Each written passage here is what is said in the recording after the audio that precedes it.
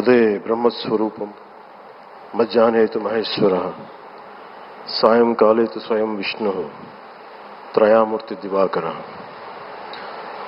ముందుగా సూర్య భగవానునికి నమస్సమాంజలు తెలియజేస్తూ యోగ విద్యను అందించిన ఆదియోగి పరమశివునికి, ఆ మహాయోగ విద్యని మనకి పతంజలి మహర్షి యోగశాస్త్ర రూపంలో అందించారు.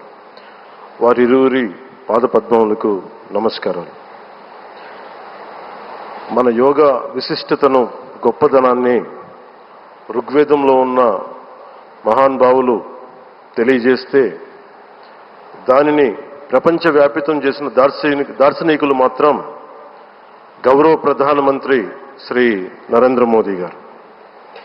భారతీయ సనాతన ధర్మం తాలూకు విశిష్టతను యోగా ద్వారా విశ్వవ్యాపితం చేసిన ఘనత ఆయన సొంతం. యోగా సాధకులు ఎంతటి దృఢచిత్తాన్ని కలిగి ఉంటారు, ఒత్తిడి జయించి సంకల్ప సాధకులుగా ఎలా నిలబడతారన్న దానికి కూడా మన గౌరవ ప్రధాని శ్రీ మోదీజీ గారు నిలువెత్తు ఉదాహరణ. ప్రపంచ యోగా దినోత్సవం యావత్ భారతవానికి, భారతీయులకి దక్కిన గౌరవం. సరిగ్గా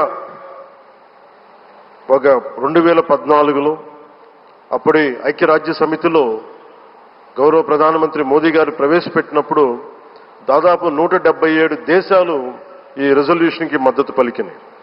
ఇంతమంది మద్దతుని కూడగట్టగలిగి ఈ రోజున మనకి 2015 నుంచి యోగా దినోత్సవం ప్రారంభమైంది. ఈ రోజున గౌరవ ప్రధానమంత్రి మోదీజీ గారి పిలుపు మేరకు మనం మొదట విశాఖ 11వ యోగా దినోత్సవ సంబరాలకు వేదిక అయింది. శ్రీ మోదీజీ గారి సమక్షంలో గౌరవ ముఖ్యమంత్రి వర్యులు శ్రీ చంద్రబాబు నాయుడు గారి కృషితో ప్రపంచ రికార్డుకు వేదికగా నిలిచింది. విశ్వనరులు మోదీజీ గారి పిలుపు మేరకు యోగా ఒక వన్ ఎర్త్ వన్ హెల్త్, ఈ ఆరోగ్యం థీమ్ని ఈ వేదిక నుంచి ప్రతి ఒక్కరూ ముందుకు తీసుకెళ్లాలని మనస్ఫూర్తిగా కోరుకుంటూ, ఇక్కడ ఆసీనులైన మీ అందరికీ, ఇక్కడికి వచ్చేసిన ప్రతి ఒక్కరికి కూడా పేరు పేరున నా హృదయపూర్వక వందనాలు, నమస్కారాలు.